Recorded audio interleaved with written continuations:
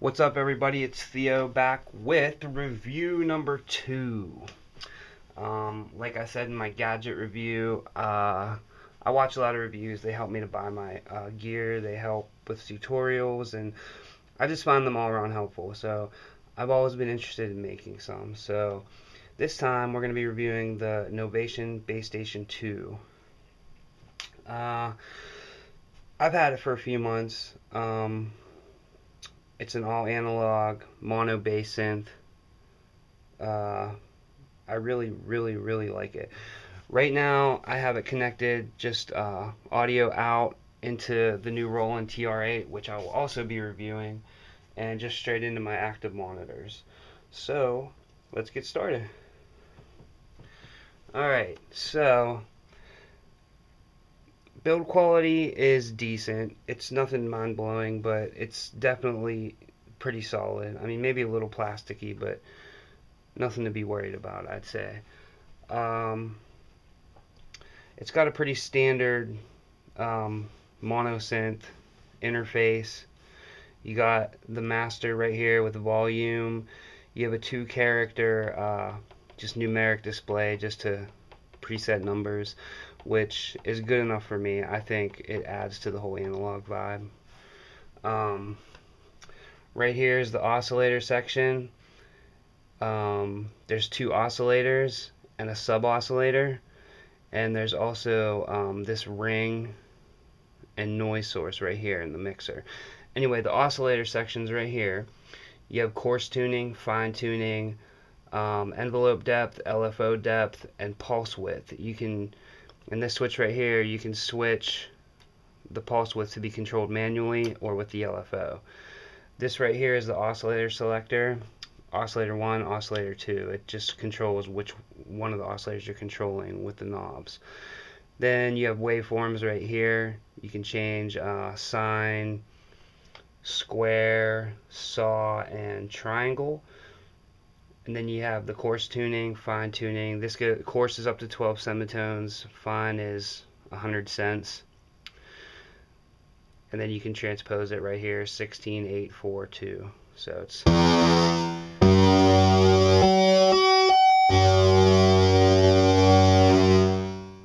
right here is a sub-oscillator section. You can change it to -1 or -2 octaves. And you can also, which is pretty sweet, change the waveform of the sub-oscillator between, what is that, pulse width, sine, and square. Yes.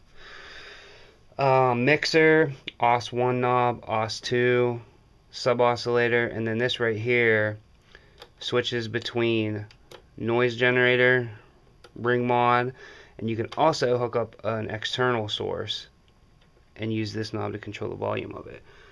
Pretty sweet. Filters. The filters is something that's really cool on this. It's just a standard low pass. There's 12 decibel, 24 decibel. Oh no, actually I'm mistaken. Sorry about that. It's low pass. You can switch between low pass, band pass, and high pass.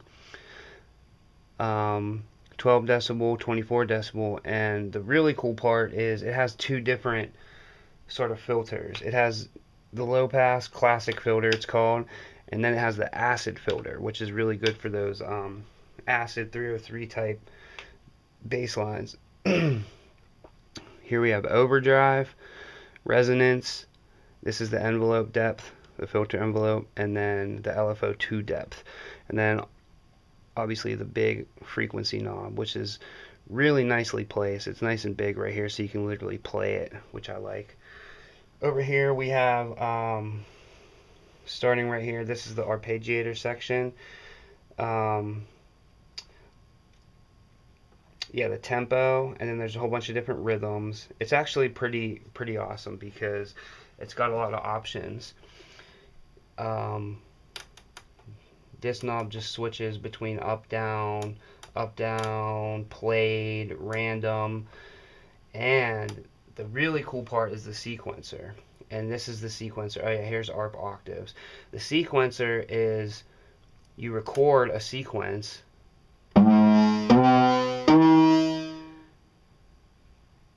you switch it to play, and when you switch it to play, it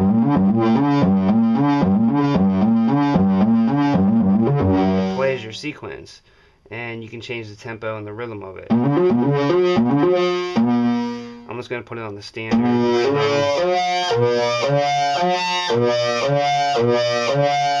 Let me try to get a better example of this for you.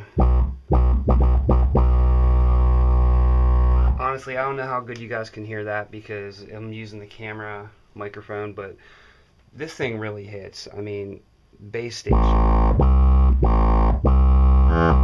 definitely lives up to its name, I'd say. I mean, I'm not gonna lie, I have a lot of gear and I've been doing this for a while, but this is my first ever true analog synth, and I plan on getting more in the future because I'm really enjoying it. Even though I tend to think that these days the whole analog versus digital thing is becoming a moot point, because I don't know, it's just really getting to the point where it's nitpicking. Do you know what I mean? Like, digital sounds so good, emulations are sounding so good, but then again, I also can feel the difference in an analog synth. It's just really how much money are you willing to spend for that warmth and that difference. Also, you know, like, compared to control and just portability and just, you know, you can have a whole studio inside of your iPad or your computer, and you have endless modulation and endless automation. So really, I don't know, it's really personal choice at this point. Anyway, sorry to get off topic. I just wanted to show you guys this sequencer. So, well, here's the Arpeggiator by itself. You just press this.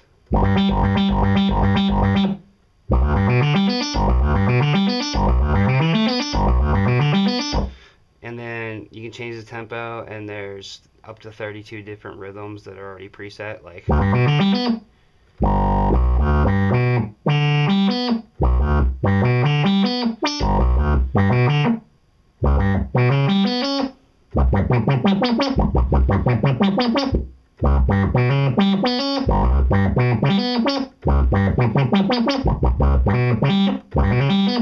you get the idea. But the sequencer, which is really cool, is this part right here. When you switch this to record and you play a sequence, let's see here, I'll just do something stupid.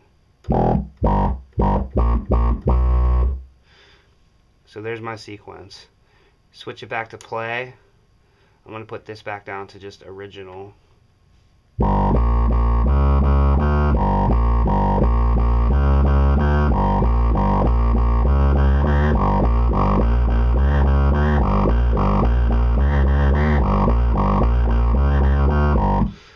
Awesome stuff. Of course, there's a latch. And as you go up, it transposes it into whatever key you're playing in. I don't know. You got the different ARP transpositions right here. Actually, this knob right here, it has the 4 ARP transpositions, but when you're in sequencer mode, this actually stores 4 different sequences. So you can switch between them and actually chain together a track, which is, I don't know, pretty cool for an analog synth. That's one of those features that I was talking about earlier. Alright, moving along, we have glide time right here.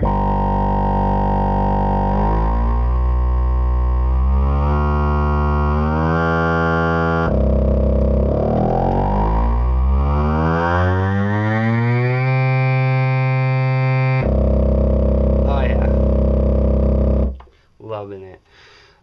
The LFO section right here, which you have 2 LFOs actually, and this little thing right here switches between speed control, and you also have LFO delay, and you have the different waveforms: triangle, saw, square, and sample and hold. So let's listen to a few of these. We'll do it with, I'm going to turn the LFO 1 depth right here for pitch.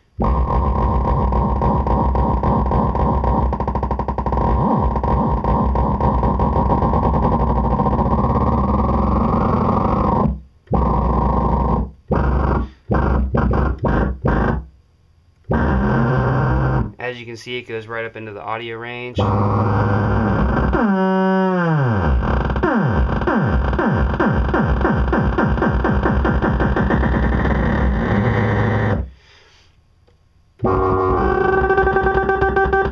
love that square, that chopper sound.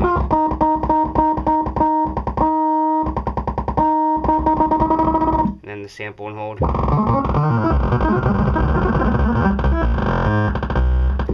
Alright, LFO1 is pretty much designated to control oscillator pitch, and then LFO2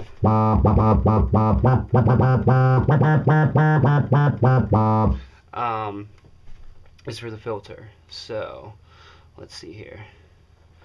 I'm gonna go on the classic filter, 24 decibel low pass.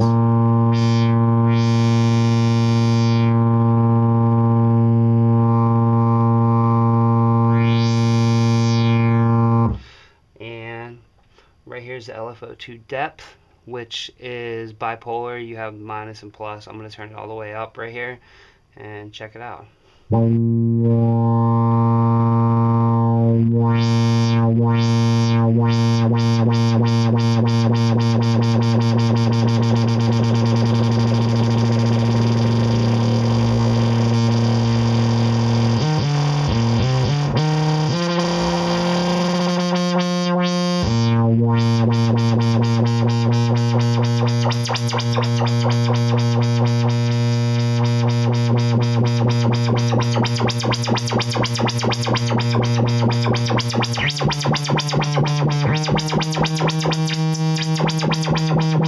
Well, the different waves.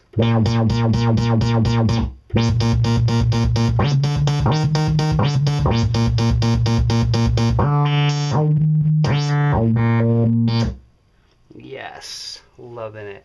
And while we're on that, the filter, that was a classic 24 decibel low pass. I'm just going to go through a few of them. Here's the 12 decibel.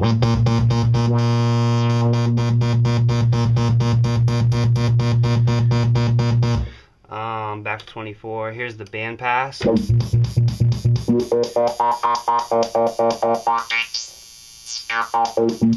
High pass.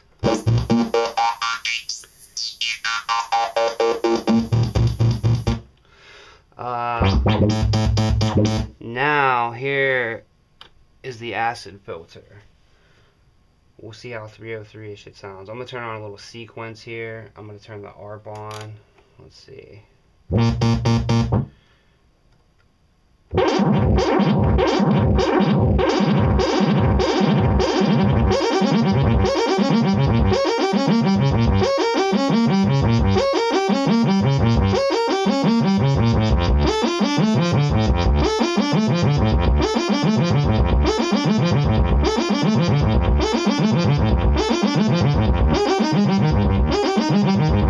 Alright, let's try something here.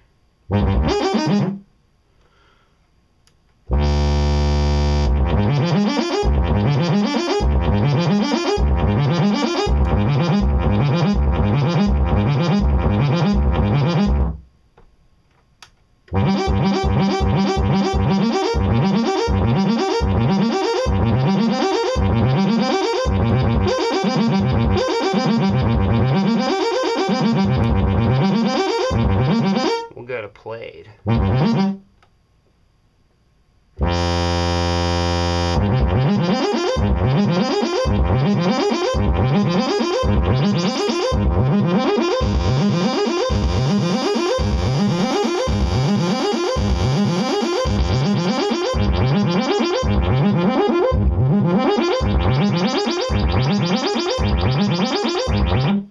And let's get some overdrive. They have a filter overdrive.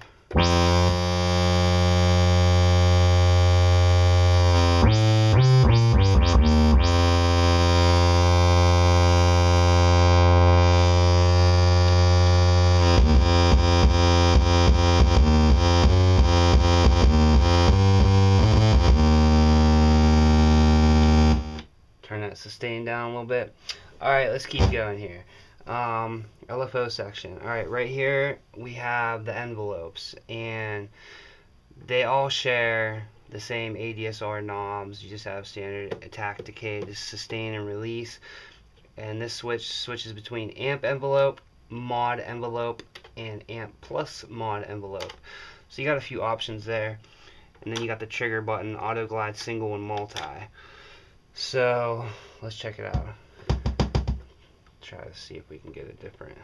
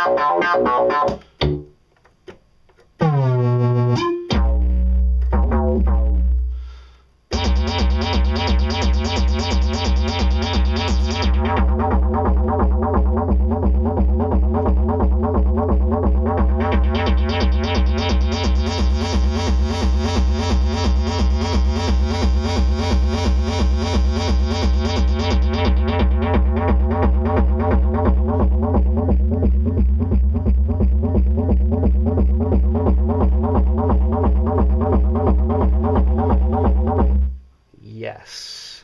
And right here you got the effects section, which gives you a distortion and this oscillator filter mod, which is kind of strange and I don't really understand what it does, but it's kind of a distortion effect, so check it out.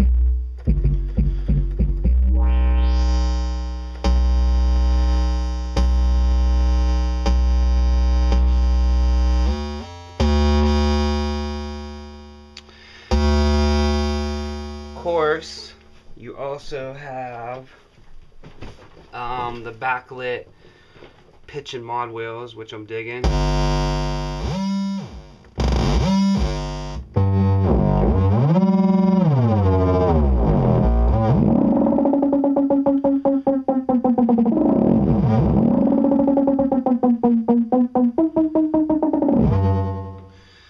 Lovely.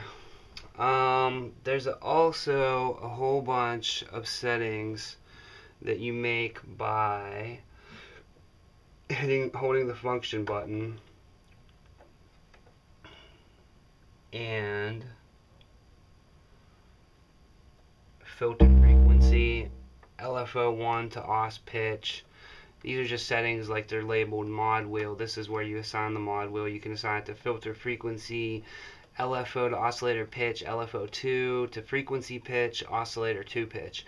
Then you have the aftertouch. Oh yeah, this is velocity sensitive. And it has aftertouch. So this is where you assign the aftertouch right here. You got some LFO functions. There's LFO1 key sync, LFO2 speed sync, and then there's the LFO slew for 1 and 2. Oscillator, this is the pitch bend range, and it's also got oscillator sync, which is a really awesome feature if you like that sound. Velocity right here is where you assign that. There's limiter right here on the amp. ARP settings like sequence, retrigger, and swing, and these are just the global settings. MIDI channels, tune the whole synth. Input and gain, that's where you plug. In the back it has an input for you to plug an external signal in, and you can actually control the volume of that right here and have an external signal in your mix. Yeah, so overall it's a pretty awesome synth. I definitely won't be getting rid of it. I really am enjoying it. Here, I'll show you some patches that I made.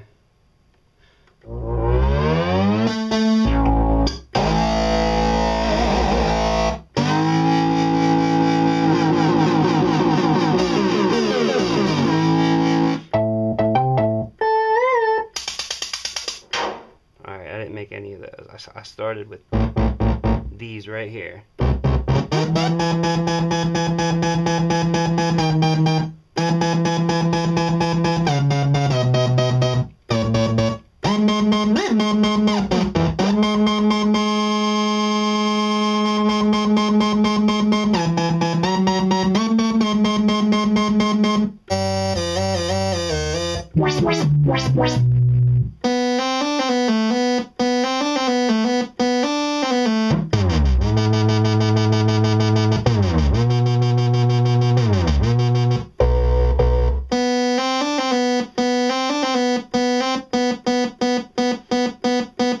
can see, it gives you a lot of space for initialized patches for you to store your own patches.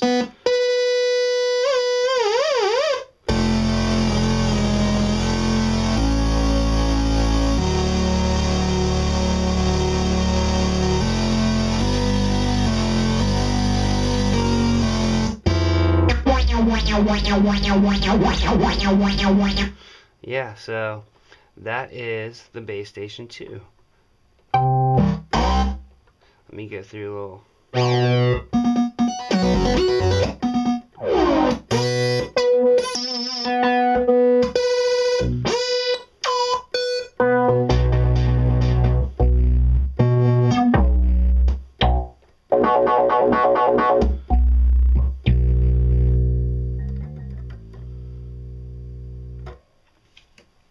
Alright, so that's my review. Hope you could see everything alright, and maybe I helped somebody out. Peace, guys.